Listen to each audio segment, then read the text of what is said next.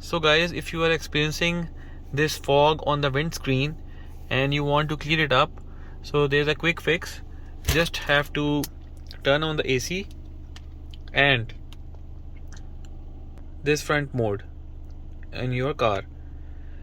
And the AC, turning on the AC is important thing because it is the key factor which will clean the windscreen.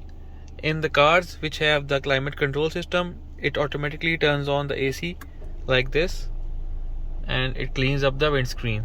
So remember, in the cars which have the manual function, you have to turn on your AC manually, and if it is still not being cleared, sometimes you have to turn on this fresh air intake, which is automatically turned on these cars, but on the manual cars you have to do it yourself.